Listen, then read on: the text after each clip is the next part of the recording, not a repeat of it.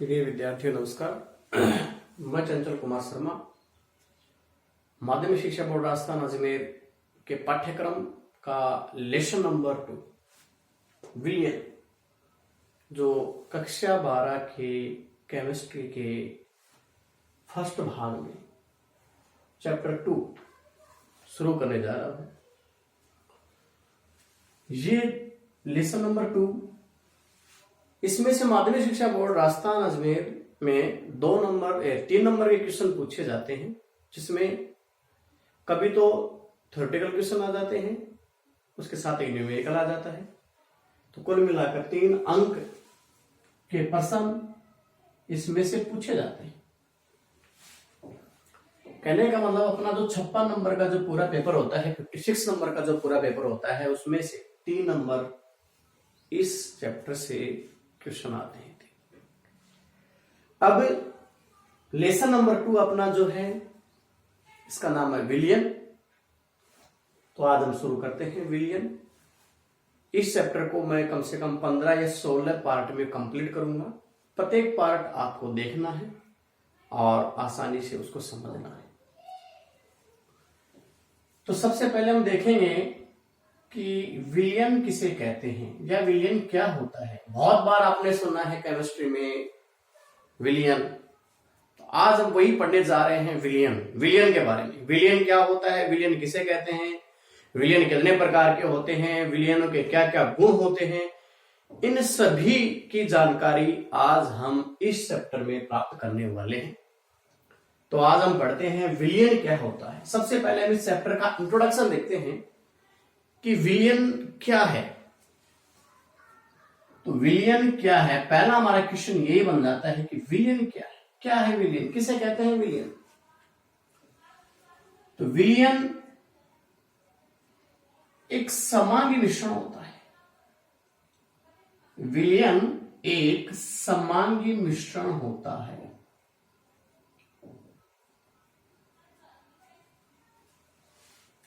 यानी विलियन क्या होता है, विलियन एक समांगी मिश्रण होता है। और मिश्रण किसे कहते हैं, 2 या 2 से अधिक पदार्थों को मिलाएंगे तो मिश्रण बन जाएगा, मिक्सचर बन जाएगा। 2 पदार्थों को मिला दो, 3 पदार्थ को मिला दो, 4 पदार्थों को मिला दो, आपस में जब मिला देते हैं तो मिश्रण बन जाता है। लेकिन हमने कक्षा 11 में अध्ययन किया है कि मिश्रण 2 प्रकार के होते हैं। ये हम कक्षा 11 में पढ़ चुके हैं कि मिश्रण 2 प्रकार के होते हैं। और मिश्रण के 2 प्रकार कौन कौन से हैं, एक तो होता है समांगी मिश्रण और एक होता है विषमांगी मिश्रण। तो हमारा जो विलियन है वो समांगी मिश्रण है। हमारा जो विलियन है वो क्या है, समांगी मिश्रण है। अब समांगी मिश्रण किसे कहते हैं, तो समांगी मिश्रण किसे कहते हैं, समांगी मिश्रण आपने पढ़ा होगा। समांगी मिश्रण किसे कहते हैं, तो वह मिश्रण जिसमें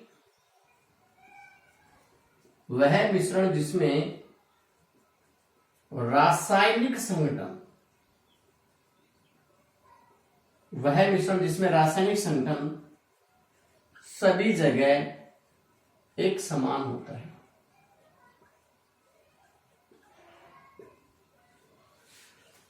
वह मिश्रण जिसमें रासायनिक संगठन सभी जगह एक समान होता है उसे हम समांगी मिश्रण कहते हैं। जैसे हम जल को नमक में घोलेंगे या शर्करा को नमक में घोलेंगे तो समांगी मिश्रण बनता है। उसमें रासायनिक संगठन सभी जगह एक समान होता है और उसमें केवल एक ही प्रावस्था आपको दिखाई देगी, केवल जल दिखाई देगा, नमक पूर्णतः से डिसॉल्व हो जाएगा। तो ऐसे मिश्रण कहलाते हैं समांगी मिश्रण। अब हम बात करते हैं विषमांगी मिश्रण की। तो विषमांगी मिश्रण क्या होता है, वह मिश्रण जिसमें रासायनिक संगठन सभी जगह एक समान नहीं होता है। ये पूरा आएगा, और एक समान नहीं होता है, उसे हम विषमांगी मिश्रण कहते हैं। जैसे हम रेत को जल में डालेंगे तो वो एक विषमांगी मिश्रण बनेगा। रेत जल में पूर्णतः से डिसॉल्व भी नहीं होगी, दोनों परावस्थाएं आपको दिखाई देंगी, रेत भी दिखाई देगा और जल भी दिखाई देगा, तो इस प्रकार से वो एक विषमांगी मिश्रण बन जाता है। लेकिन याद रखना है, विषमांगी मिश्रण कभी भी विलयन नहीं होगा। समांगी मिश्रण है वो विलयन होगा। हमें ये ध्यान रखना है कि जो समांगी मिश्रण होता है वो ही विलयन होता है। विषमांगी मिश्रण है ये, इसको हम विलयन नहीं कह सकते हैं। समांगी मिश्रण को विलयन कह सकते हैं और कहते हैं, लेकिन विषमांगी मिश्रण विलयन नहीं होता है। तो अब हम इसकी परिभाषा देखते हैं कि विलयन की परिभाषा क्या होगी, विलयन की सही परिभाषा क्या होगी। तो किसे कहते हैं विलयन? दो या दो से अधिक पदार्थों के समांगी मिश्रण को विलयन कहा जाता है। दो या दो से अधिक पदार्थों के समांगी मिश्रण को विलयन कहा जाता है।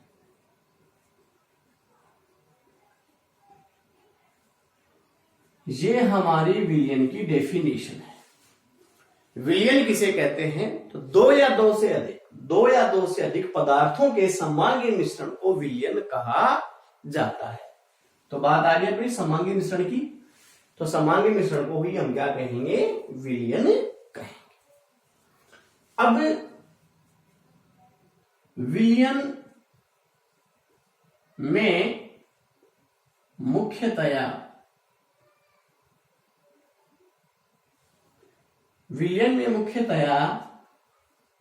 दो घटक होते हैं।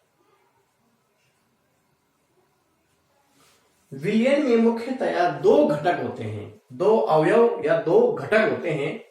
तो वो दो घटक कौन कौन से हैं? एक तो है विलय, एक तो कौन सा है? विलय। और दूसरा कौन सा है? विलायक। एक विलय है और एक है अपना विलायक। तो विलय और विलायक, विलयन में ये दो घटक होते हैं। तो विलय किसे कहते हैं और विलायक किसे कहते हैं? तो देखिए, विलयन में उपस्थित वह घटक जो कम मात्रा में होता है,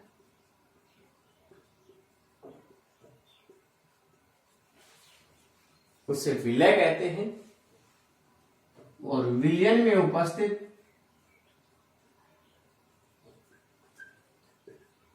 वह घटक जिसकी मात्रा अधिक होती है, उसे विलायक कहते हैं।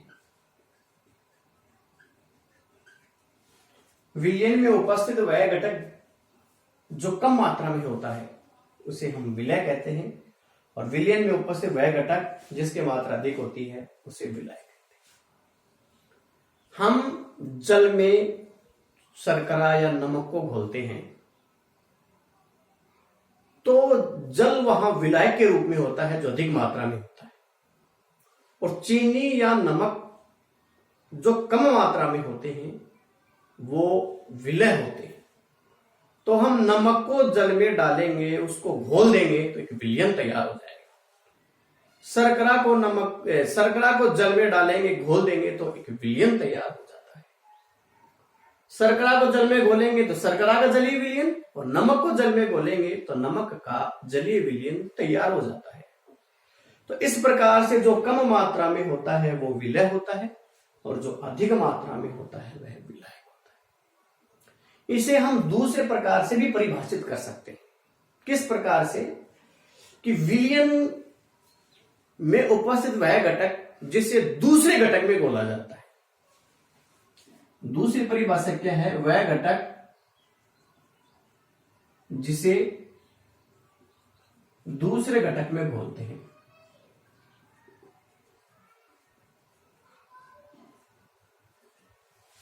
वह घटक जिसे दूसरे घटक में घोलते हैं वो भी अपना विलय ही होता है। और यहां क्या हो जाएगा, वह घटक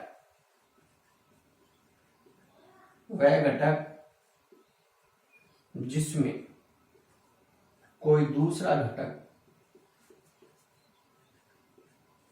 घोला जाता है।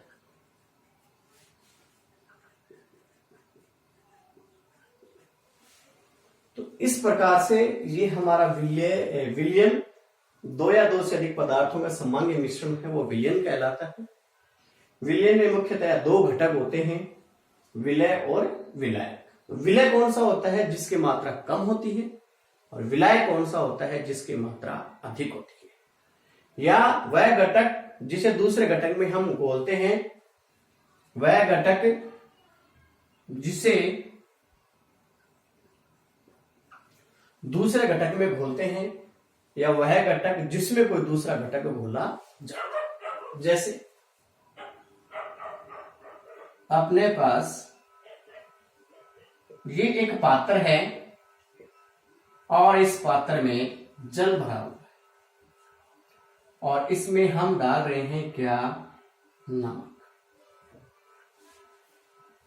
हम किसको घोल रहे हैं, हम नमक को घोल रहे हैं। किस में घोल रहे हैं, हम जल में घोल रहे हैं।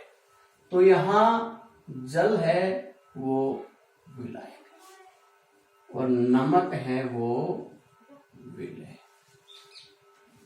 इस प्रकार से हमारा जो विलयन बनता है, उस विलयन में क्या होता है, विलयन बराबर विलय प्लस विलायक। विलयन बराबर विलय प्लस विलायक होता है। दो या दो से अधिक पदार्थों का सामान्य मिश्रण विलयन कहलाता है। विलयन में जो घटक कम मात्रा में होता है वो विलय कहलाता है, और जो घटक अधिक मात्रा में होता है वो विलायक कहलाता है। जैसे नमक यहां कम मात्रा में है तो ये विलय हो गया, और जल यहां अधिक मात्रा में है तो ये विलायक हो गया। तो ये नमक का क्या है, जलीय विलयन है। इसका स्क्रीनशॉट ले लीजिए, फिर आप इसको लिख लीजिए। अब हम आगे देखते हैं कि विलयन कितने प्रकार का होता है। विलयन के हम प्रकार देखेंगे कि विलयन कितने प्रकार के होते हैं। तो देखिए, सबसे पहले हम देखेंगे विलय की मात्रा के आधार।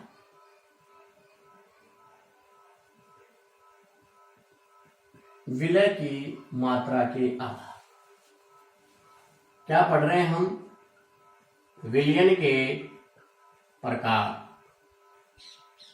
विलयन के प्रकार जिसमें अपना पहला है विलय की मात्रा के आधार। तो एक होता है तनु विलयन और एक होता है सांद्र विलयन।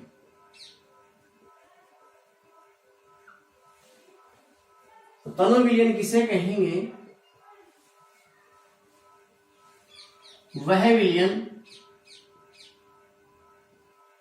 जिसमें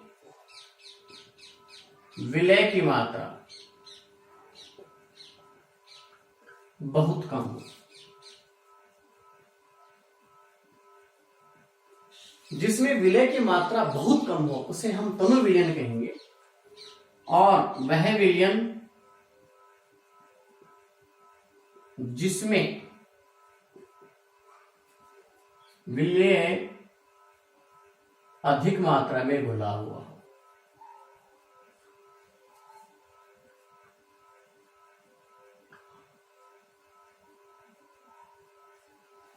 उसे हम सांद्र विलयन कहते हैं। तो तनु विलयन जिसमें विलय की मात्रा बहुत कम हो उसे तनु विलयन, डाइल्यूट सॉल्यूशन। और विलयन जिसे विलय की अधिक मात्रा घुली हो उसे हम सांद्र विलयन, कंसंट्रेट सॉल्यूशन कहते हैं। एक उदाहरण से हम समझते हैं। जैसे हमारे पास 2 लीटर जल है और इसमें 5 ml H2SO4 है। तो यहां ये जो विलायक है, इसकी तुलना में अगर विलय पदार्थ देखा जाए, विलायक की तुलना में विलय पदार्थ देखा जाए तो बहुत कम है, तो इसे हम तनु विलयन कहें। और यदि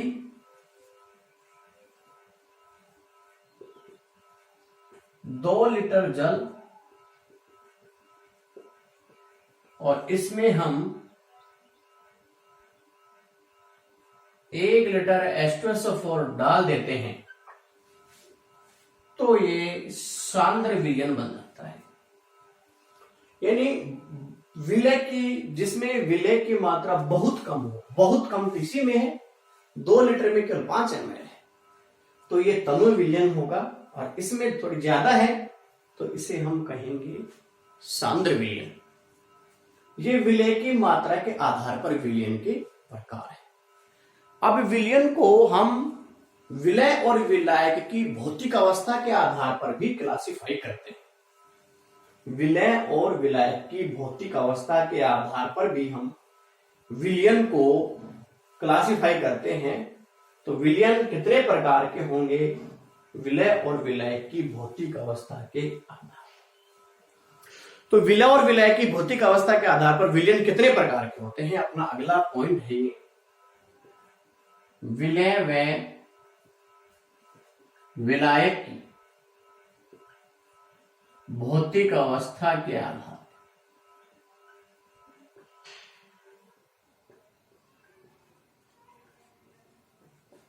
विलय व विलायक की भौतिक अवस्था के आधार पर विलयन के प्रकार।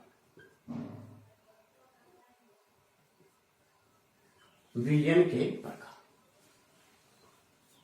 तो एक गैसीय विलयन होता है,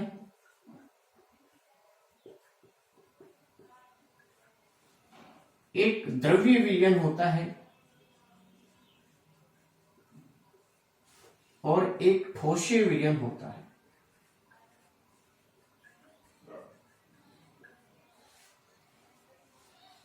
गैसीय विलयन, द्रव्य विलयन और ठोसीय विलयन। विलय में विलय की भौतिक अवस्था के आधार पर विलयन के प्रकार की हम चर्चा कर रहे हैं। गैसीय विलयन, द्रव्य विलयन और ठोसीय विलयन, ये 3 प्रकार के बताए गए। अब इनकी हम परिभाषा देखते हैं। तो गैसीय विलयन किसे कहते हैं? वह विलयन जिसमें विलायक गैस होती है।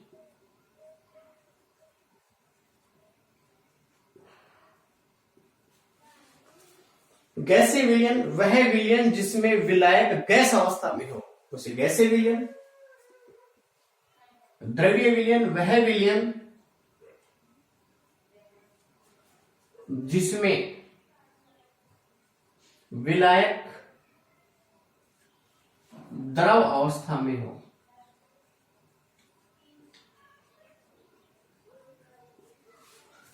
उससे हम द्रव्य विलयन कहते हैं। और ठोसीय विलयन किसे कहेंगे? वह विलयन जिसमें विलायक ठोस अवस्था में।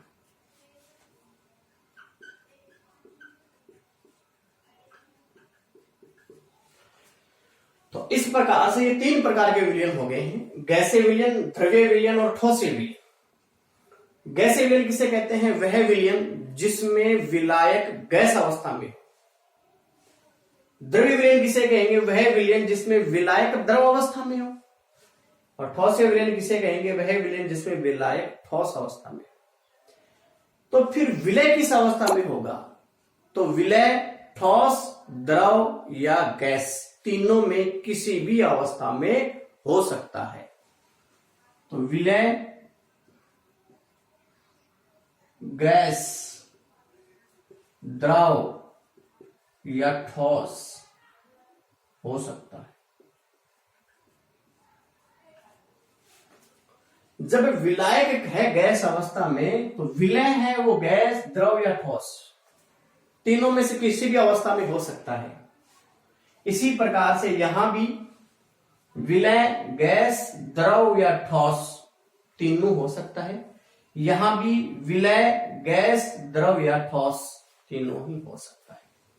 यानी विलय गैस, द्रव या ठोस हो सकता है, और यहां भी विलय गैस, द्रव या ठोस हो सकता है। यानी केवल गैसीय विलयन है तो हम कन्फर्म है कि यहां विलायक गैस अवस्था में है, लेकिन विलय वो गैस भी हो सकता है, द्रव भी हो सकता है और ठोस भी हो सकता है। द्रवीय विलयन है तो हम कन्फर्म है कि यहां विलायक द्रव अवस्था में है, लेकिन विलय गैस, द्रव या ठोस तीनों में से किसी भी अवस्था में हो सकता है। और ठोस जो विलयन है तो इसमें विलायक ठोस अवस्था में होगा, और विलय गैस, द्रव या ठोस तीनों में से किसी भी अवस्था में हो सकता है। तो इस प्रकार से हम इन्हीं तीन प्रकार के विलयनों को आगे जब देखेंगे तो ये विलयन कुल 9 प्रकार के बन जाते हैं। ये विलयन कुल 9 प्रकार के बन जाते हैं। तो उनकी हम चर्चा करेंगे कि विलय और विलाय की भौतिक अवस्था जब अलग अलग ले ली जाए तो विलयन कितने प्रकार के। तो देखिए, विलय, विलायक और उदाहरण।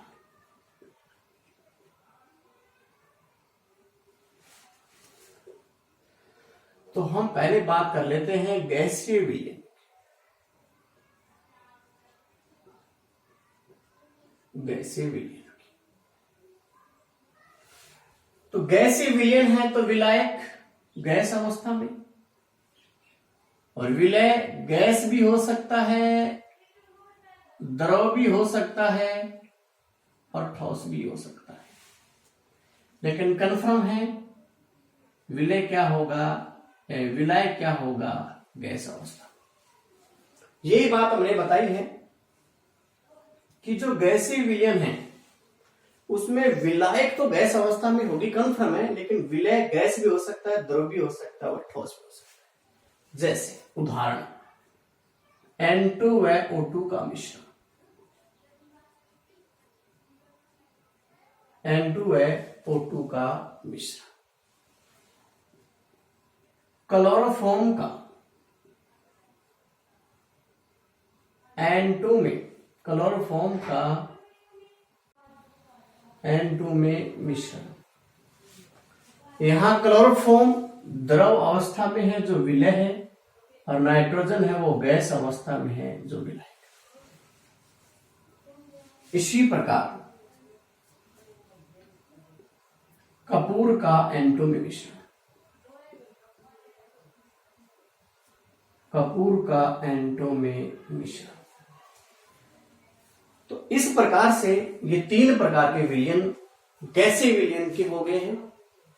और इसी प्रकार से जो अपना द्रव्य विलयन है, उस द्रव्य विलयन में बताओ, द्रव्य विलयन में विलायक द्रव अवस्था में होगा, विलायक किस अवस्था में होगा, द्रव अवस्था में, और विलय गैस भी हो सकता है, द्रव भी हो सकता है और ठोस भी हो सकता है। तो विलायक द्रव अवस्था में है और विलय है वो गैस अवस्था में है। इसका उदाहरण है जल में घुली O2। विलायक द्रव अवस्था में है और विलय भी द्रव अवस्था में है, तो एल्कोहल व जल का मिश्रण।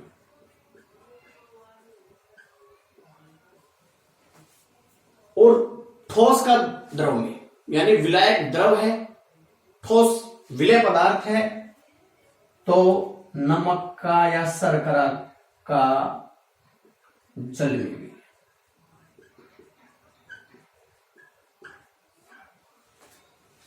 तो इस प्रकार से गैसीय विलयन, द्रव्य विलयन, 3 टाइप ये हो गए हैं और 3 ही 6 हो गए। गैस का गैस में विलयन कह सकते हैं, जैसे N2 और O2 का मिश्रण।